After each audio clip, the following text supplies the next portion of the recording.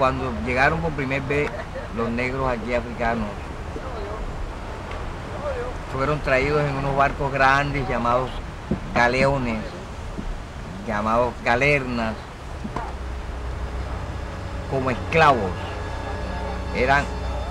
En su tierra eran príncipes, eran reyes, eran ricos, pero los cogieron presos porque unos negros como nosotros también allá en el África los traicionaban. Las embarcaciones de los esclavistas portugueses, españoles e ingleses llegaban a las costas de Cartagena de Indias repletas de hombres negros provenientes de África.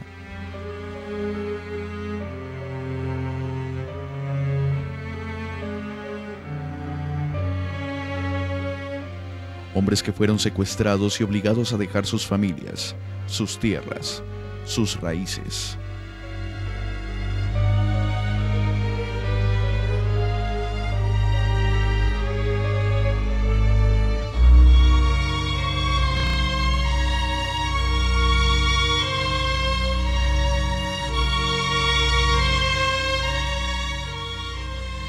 Cartagena de Indias se convirtió en el sitio de venta de los africanos recién llegados. Una mano de obra costosa.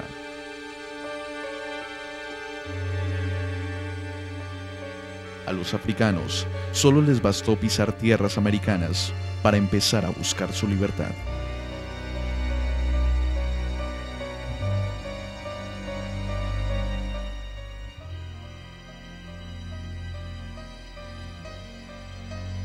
Los esclavos eran fundamentales en las labores de las minas y haciendas concentradas principalmente en las gobernaciones de Cartagena, Popayán y Antioquia. Para 1851 y después de más de 300 años de sometimiento, el presidente José Hilario López decreta la abolición de la esclavitud en el territorio nacional. No se les entregó nada. Esa libertad por la que tanto habían luchado se convirtió en una libertad simple, de papel.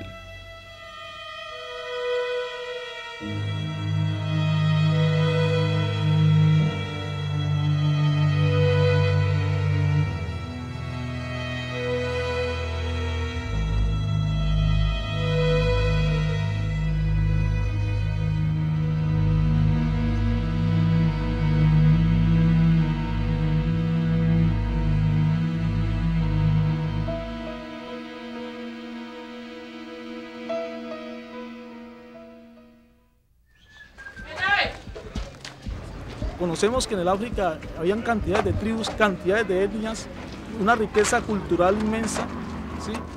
Y idiomas, diferentes lenguajes, y todo eso se fue perdiendo con la llegada de los europeos, y la gente desconoce esa historia. Bueno, cuando yo estaba estudiando, yo siempre me hacía la pregunta de que por qué los profesores se empeñaban mucho a enseñarnos una cultura en la cual no era la nuestra. Siempre veíamos que en la materia de historia, veíamos lo que eran la reconquista española, la época del virreinato, pero yo decía, pero el negro no habla nada. Todo lo que yo veo en los negros a través de los libros es que los negros han sido esclavos. Y yo decía, uy, ¿cuándo será en la cual yo me identificaré con mi raza? Como no ha salido en la prensa, ni en la radio, ni en la televisión, ni a nadie se le ha ocurrido crear un libro que les explique a ustedes que también allí en esos pueblos hay descendientes directos de negros africanos, para que ustedes cuando crezcan, tengan sus hijos, les cuenten esa historia.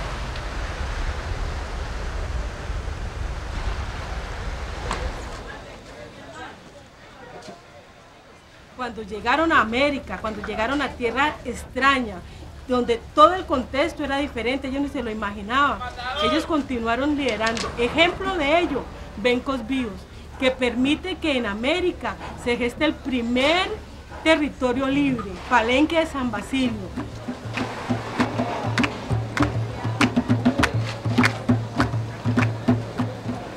La formación de Palenque se da debido a que los negros fueron traídos como esclavos de África a América.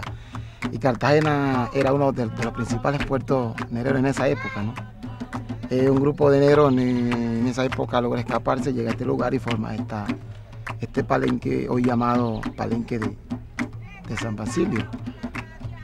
Llegó con un líder llamado Benco Viejo, quien fue quien luchó por nuestra libertad, y hoy lo que hemos logrado como palenquero, como negro, ha sido esa gran lucha que tuvo Domingo Benco Viejo.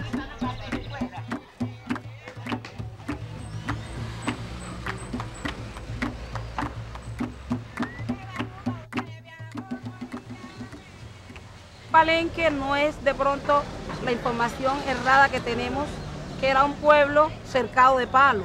Ya. Eso era la estrategia de guerra que utilizaban para protegernos en cierta medida.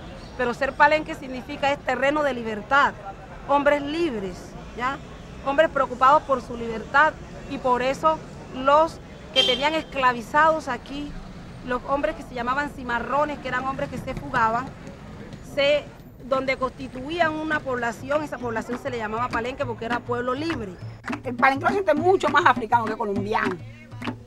El palenquero se siente motivado con cualquier cosa, cualquier ritmo africano, la lengua africana, las costumbres africanas. Son más identificados con las mismas cosas de Colombia.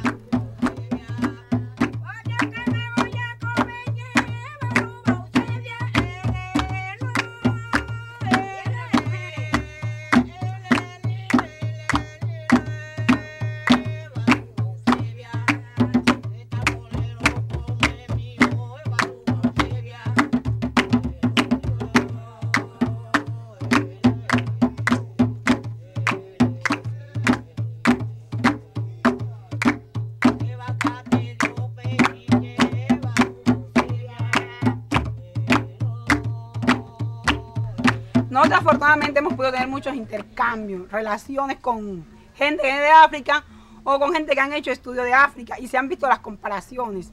Son muy parecidas. Sobre todo si nos vamos a las costumbres en Senegal, en Guinea. Según los estudios, lo que se ha podido leer, son muy parecidas a las costumbres de Palenque, la conformación familiar, la misma configuración social, incluso las mismas costumbres alimentarias y muchos hábitos que son muy parecidos a los que se viven en Palenque. El regreso al África es un regreso simbólico, ¿sí? De que la gente, porque a la gente se le ha borrado la memoria histórica a nuestra gente, ¿sí? Y entonces esa pérdida de memoria histórica le hace también que la gente se marginalice de su desarrollo actual. ¿Sí? O sea, si tú no conoces tu historia, es como el árbol que no tiene raíces, entonces simplemente el tallo queda así como suelto. Lo que necesitamos es llenarnos de ese contenido histórico para, a partir de eso, empezar a construir unas verdaderas bases culturales propias, autónomas, ¿sí? Que sean de beneficio así colectivo, pero que la gente entienda que necesitamos regresar al África, al menos simbólicamente. Ese es un proceso histórico, viene desde el momento en que grupos como los biafras, como los bantú, los yorubas, que eran las tribus y la gente que llegó aquí a América, se funden todos en un solo término, despectivo, negro, olvidando toda una historia, todo un territorio, todo un legado. Entonces se unifica y eso persiste hasta nuestros días.